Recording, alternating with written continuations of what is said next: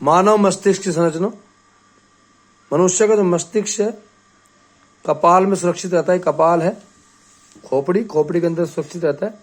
इसके अंदर एक द्रव भरा होता है, झिल्ली होती है, उसके अंदर द्रव भरा होता है जिससे कि हमें आघात नहीं लगते, हमारा जो मस्तिष्क है उसको झटके नहीं लगते।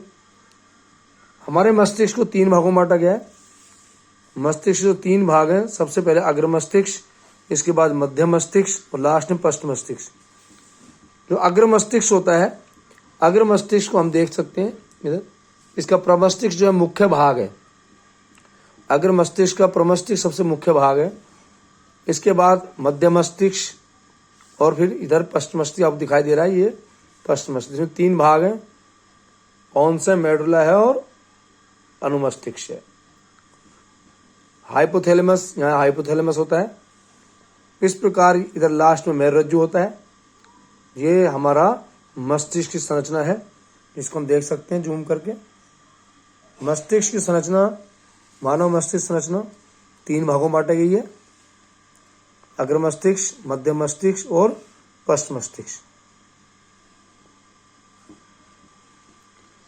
इस प्रकार हम देखते हैं मानव मस्तिष्क में जो तंत्रिका तंत्र के अंदर मानव मस्तिष्क आता है वो केंद्रीय तंत्रिका तंत्र में आता है।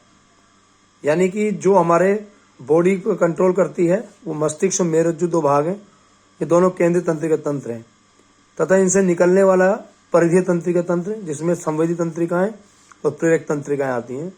यानी तंत्रिकाएं सारी परिधीय तंत्रिका तंत्र में आएंगी और मस्तिष्क और मेरुरज्जु केंद्रीय तंत्रिका तंत्र में आएगा। इस प्रकार हम देखते हैं सबसे पहले जो अग्र मस्तिष्क है उसका क्या क्या कार्य है, क्या संरचना है। अग्र मस्तिष्क का मुख्य काम सोचने वाला भाग कहलाता है ये। यानी इसी में सारी सूचनाएं जो भी हैं प्राप्त करने केंद्र होते हैं, जैसे को देखना, सूंघना, सुनना या कोई निर्णय लेना, किसी प्रकार की समस्या का आना, वो सभी केंद्र जो होते हैं वो अग्र मस्तिष्क के भाग में होते हैं, जिसमें प्रमस्तिष्क पाया जाता है। इसके बाद जो मध्य मस्तिष्क है और पश्च मस्तिष्क है वो आते हैं। अग्र मस्तिष्क में हम बात करें, अग्र मस्तिष्क में हमने एक बात देखी कि इसमें सभी सोचने के पॉइंट होते हैं। जब सूचनाएं इसमें आती हैं तो इसमें एक साचार्य क्षेत्र और पाए जाते हैं। अग्र मस्तिष्क में साचार्य क्षेत्र पाए जाते हैं। साचार्य क्षेत्र वो होते हैं जहाँ पर जो सूचनाएं हमें प्राप्त होंगी वो सूचनाएं तो आएंगी ही, साथ में पहले से जो सूचनाएं उसमें उपस्थित हैं उन सबको मिलाकर जो हमारा मस्तिष्क होता है निर्णय लेता है, विश्लेषण करेगा, निर्णय लेगा।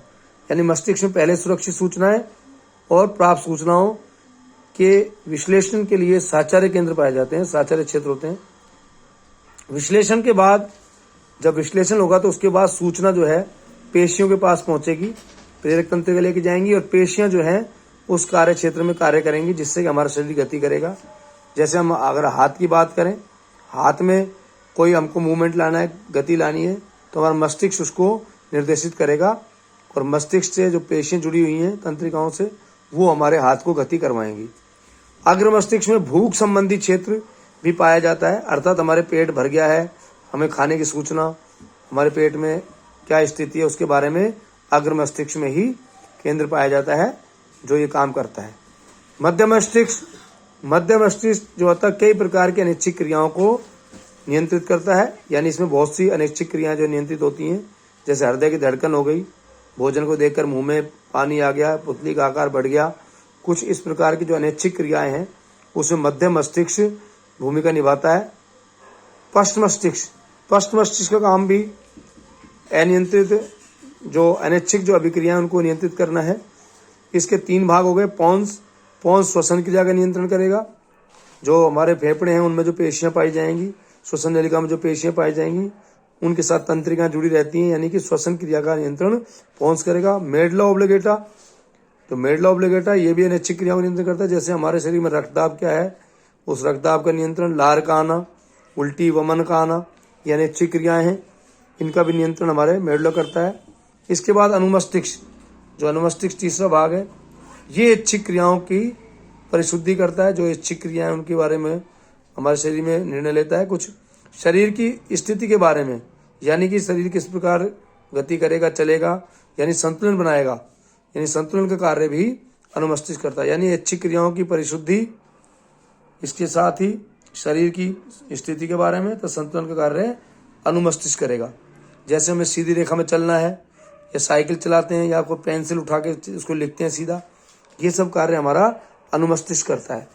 इस प्रकार हमारे मस्तिष्क के निम्न प्रकार से कार्य हैं और ये इनके भाग हैं।